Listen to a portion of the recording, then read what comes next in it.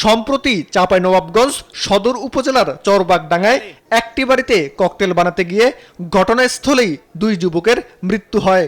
আহত হন আরও 3 জন। আধা পাকা একটি ঘর ছিন্ন ভিন্ন হয়ে যায়। স্থানীয়রা বলছেন, এ জেলায় 3 দশক ধরে লাল কালো স্কচ টেপ দিয়ে মোড়ানো ককটেল ব্যবহার হচ্ছে সব বিরোধে।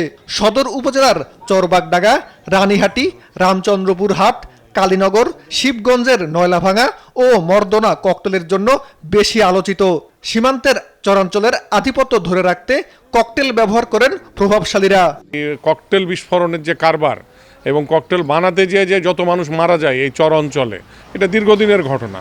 তো এই ঘটনাকে রোধ করতে গেলে আইন প্রয়োগকারী সংস্থাকে শক্তিশালী হাত দিতে হবে। চাঁপাইনবাবগঞ্জে যে দীর্ঘদিন ধরে ককটেলের সংস্কৃতি চলছে, আর এই যারা ককটেল উৎপাদন এবং তৈরি করে তারা যথাসময়ে রাজনৈতিক শেল্টারের অধীনে এগুলো করে। ককটেলবাজির ফলে একদিকে সমাজ ক্ষতিগ্রস্ত হচ্ছে, অন্যদিকে এর কারিগররা মাঝে মধ্যেই আহত হচ্ছে, কেউ আবার নিহত হচ্ছে, মানে প্রাণহানির আশঙ্কা দিন দিন বেড়ে যাচ্ছে। কারণ আমরা দেখেছি যে নতুন যখন একটি আকাঙ্ক্ষা তৈরি হয় নির্বাচন পরবর্তীতে, সেই জায়গায় আমরা একটি কালো ছায়া দেখতে পেয়েছি।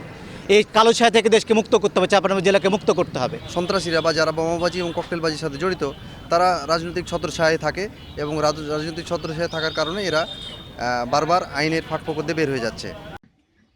এখানে আইনের আশ্রয় নেয়ার বদলে প্রতিশোধ নেয়ার প্রবণতা দেখা যায়। আইনের যথাযথ প্রয়োগেই এই সংকটের সমাধান বলে মনে করেন আইন বিশেষজ্ঞ।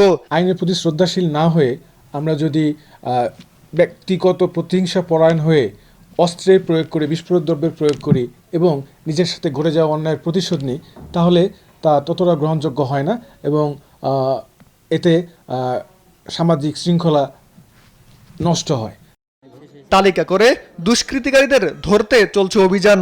আসলে যারা ককটেলের বিস্ফোরণ ঘটাচ্ছে বা ককটেল তৈরি করছে তারা সকলেই অপরাধী। চাঁপাইনবাবগঞ্জের বিভিন্ন উপজেলাতে মাঝে মাঝেই ককটেল বিস্ফোরণ হচ্ছে, জনগণের ক্ষতি সাধন হচ্ছে, জানমালের ক্ষতি হচ্ছে, সরকারি সম্পত্তির ক্ষতি হচ্ছে। তো আমরা আইনগত ব্যবস্থা গ্রহণ অব্যাহত আছে এবং আমরা তালিকা তৈরি করেছি।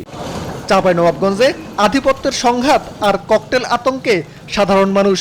ককটেল সন্ত্রাসীদের চিহ্নিত করে দ্রুত ব্যবস্থা নেওয়ার দাবি স্থানীয়দের। সীমান্ত বর্ধন, নিউজ ডেস্ক, দেশ টিভি।